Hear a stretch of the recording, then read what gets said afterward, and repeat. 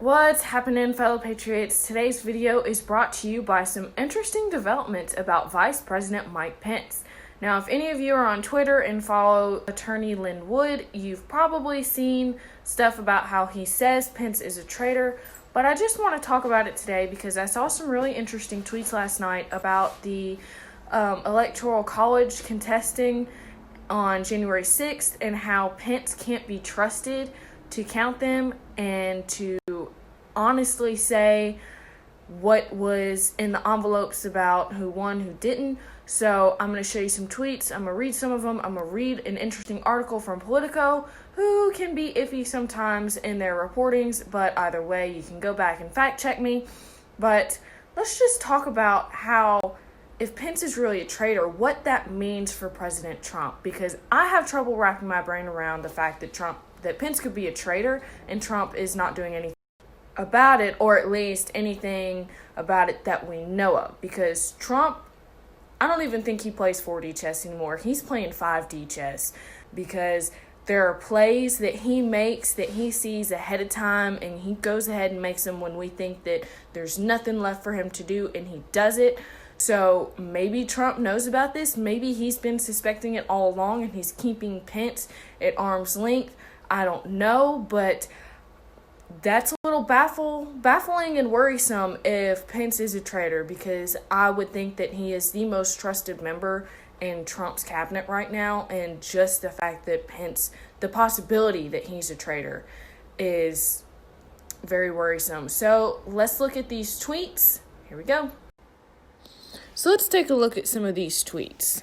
This one from Lynn Wood is from Christmas Day. He says, "It is time to shine red-hot light of truth on Chief Justice John Roberts, Justice Stephen Breyer, Joe Biden, Obama, Clinton's, Bill Gates, VP Mike Pence, Mark Meadows, Pat Cipollone, Bush 41 and 43, George Soros, Cocaine Mitch, etc. Man, where is Jeffrey Epstein when you need him?"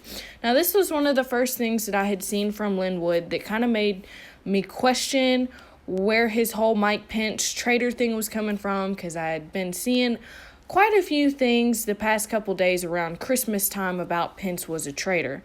And then Lynn Wood goes on to say that this is just the tip of the iceberg. We the people now demand truth. We the people now demand accountability for wrongdoing. This is our country. It is time for American patriots to prepare to take it back from the criminals and perverts who threaten our freedom.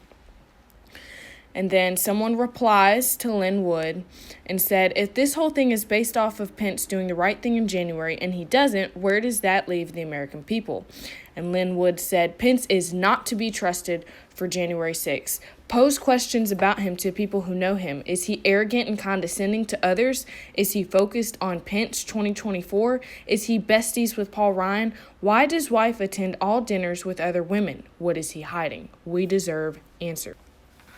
Now, Raheem Kassam had a tweet last night that made me really wonder what was going on with Pence. And he linked an article to Politico about Gohmert wants to overturn the 2020 election with Congress, and Pence wasn't happy about that.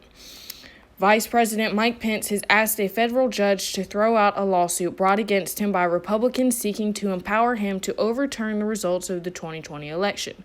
The suit, brought by Representative Louis Gohmert, representative of Texas, and 11 Arizonians who would have been electors for President Donald Trump, was aimed at throwing out the rules of a January 6th session of Congress, with Pence presiding, intended to certify President-elect Joe Biden's victory.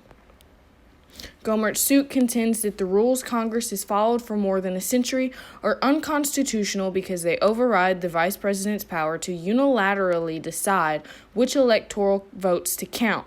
Trump allies have urged Pence to assert control and refuse to introduce Biden's electors in key states that handed him the presidency.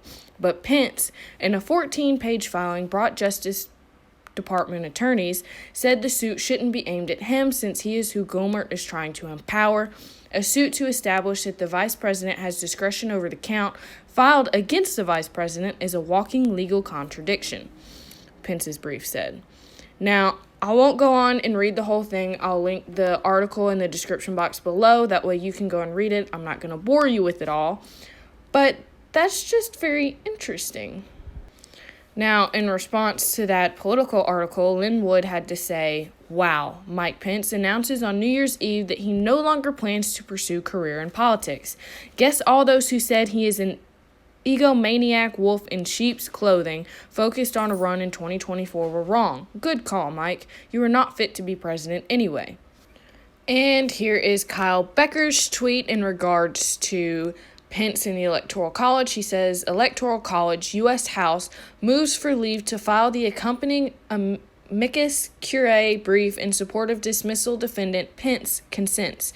VP Pence consents to Democrat-led House supporting dismissal of case to establish his authority to reject Biden electors."